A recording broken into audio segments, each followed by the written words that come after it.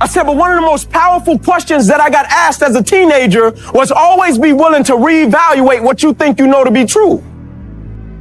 In other words, does the knowledge base, does the information, the individual that you are, is it applicable to your goals, dreams, and aspirations and the person that you're striving to become?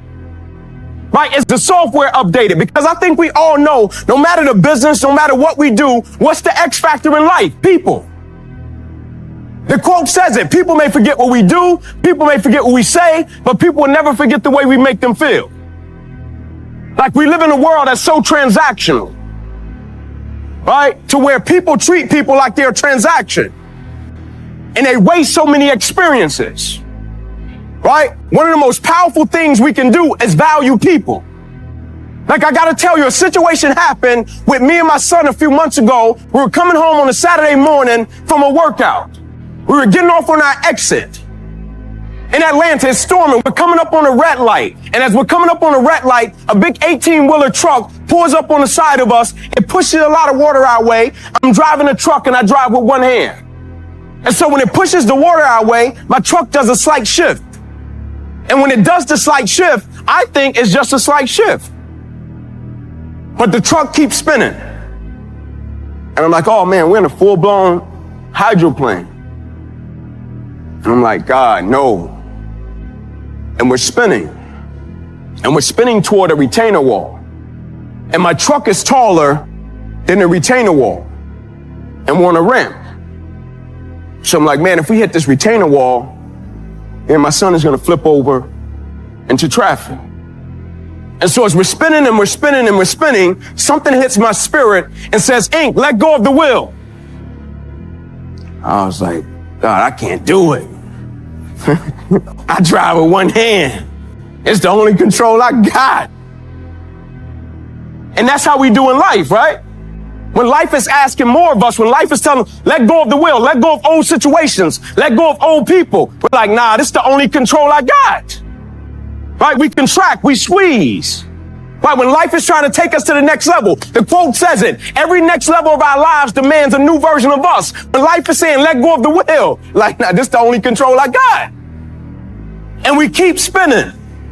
And I look at my son and my son says to me, Dad, I feel like we're about to die. And it hits my spirit again. Let go of the wheel, Ink. Let it go. Spin, spin, spin. We hit the retainer wall. We flip in the opposite direction. Flip, flip. We land upright. We land, I jump out of the truck, I run around to the other side. I grab my son, I check on him. I grab my phone, I call my wife. Said, hey babe, me and Ink just had an accident, we're here. It's like, I'm on my way. Hang up the phone, I look at my son. And so I'm just walking and I'm pacing. And I'm like, man, we really just flipped over. Like I couldn't believe it. And the gentleman walks up behind me and he taps my shoulder. And when I turn around, he says to me, you don't remember me, huh? I was like, nah, brother, I can't say that I do. And in my head, I'm like, bro, we just flipped over. We just had a traumatic experience, brother. I ain't trying to remember you right now, brother. We just flipped, man. I'm in the midst of it, man. He was like, give me a second. I'm gonna run and get my phone. He runs to the car, gets his phone. I'm walking. He comes back, taps me on my shoulder again. And I turn around. And this time he had his phone.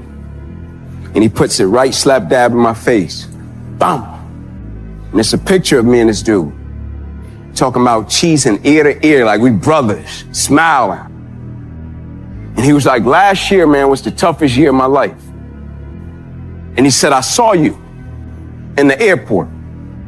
He said, and I was about to walk past you, and I was like, nah, I ain't gonna stop. He said, I stopped. He said, I came over, you were nice, you were gracious to me. He took this picture with me. And he said, when I walked off, the only thing I said was, life, just let me see him again. He said, I just want to do for him what he did for me in that moment. Just let me see him again. He said, so today when I was getting off the exit, I didn't know that was you. He said, this is my exit too. He said, I didn't know that was you until I saw you run around the car. And I was like, man, that's Ink. And I was saying, man, we just flipped over. He said, I just wanted to give to you what you gave to me in my moment of opposition. Right? In life, I'm a firm believer we get what we give. Right? The law of reciprocity. Absolutely. The law of reciprocity. Right? What we give to this thing called life, life gives back. But oftentimes, whether it be in business or whether it be in life, we treat things like it's transaction and we waste the experience if the experience doesn't give us what we want from it.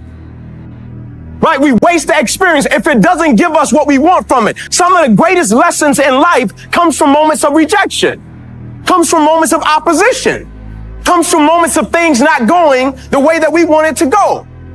Like I often speak to people about, it's always a person or people that have capacity for the journey.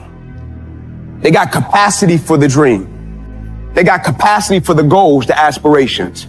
It's a lot of people with the skill and the talent, but they don't have the capacity, right? It's people that's smart as all get out. When opposition and adversity hit, they can't fight themselves out of a paper bag. Mike Tyson, one of the greatest quotes of all time. Everybody got a plan until they get punched in the mouth. That's one of the greatest quotes of all time. Right? Because everybody does have a plan until life punches them in the mouth.